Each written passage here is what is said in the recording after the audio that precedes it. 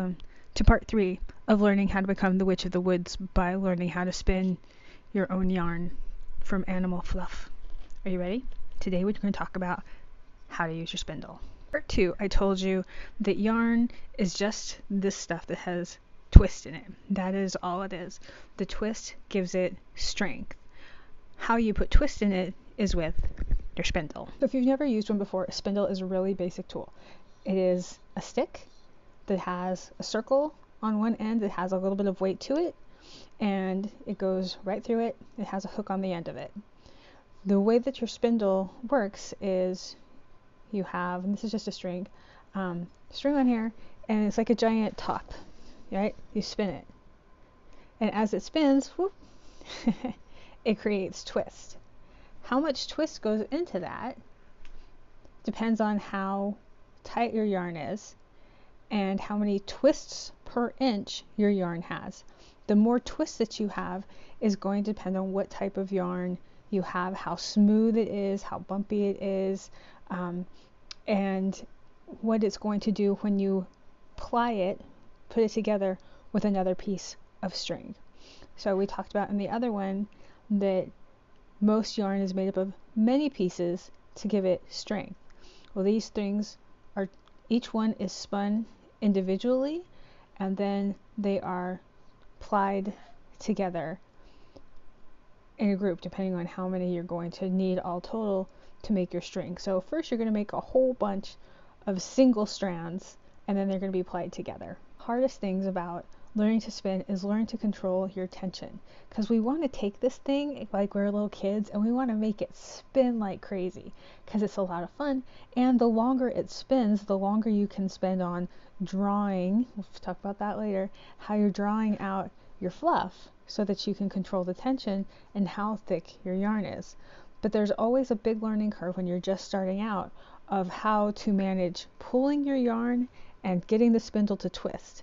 Two very different things, and at first everybody's yarn is super chunky because it's really hard to control those two things at the same time. If you're brand new to spinning, you've never done it before, what I encourage you to do is to get a piece of yarn that's already done, loop it on there. I just made a little loop, put it on, and spin it now. See what it's like when you untwist it, spin it, and see what happens to the yarn. When it gets a lot of twist in it, it will start to twist up on itself. That's how you ply it. Right? You can see that right there has twisted up on itself so that it can stay, right? I don't have to hold it to keep the twist in there. It does it itself. But you don't want that in a single strand, right? So learning how to control how much you want this to spin and the speed that it spins at is going to help you to make better yarn. So just playing with this and seeing what speed you want it to go at will help you to be able to learn how to spin. If you spin it one direction, this is going to get tighter. If you spin it the opposite direction, it's going to get looser because you're going against the twist. I don't know if you can tell on here, but I went against the twist, and so now all of those 4 strings got untwisted there, so they're loose. If I let it go, they'll twist up again. Okay, so then it returned.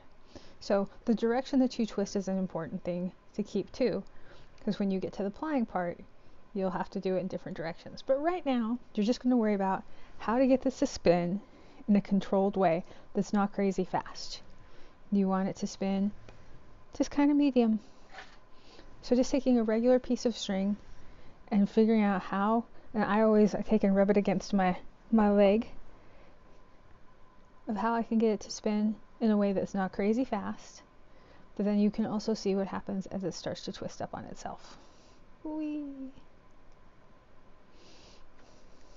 Just learn how this feels in your hand, how to get it to be consistent when you spin it, because you don't want it to spin crazy fast, and you don't want it to be spinning like that either. Let's play with it. In part 4, we're going to talk about your roving and how to prep it so you can have better control when you start putting it onto the spindle and adding in the twist. I hope you'll join us. Bye.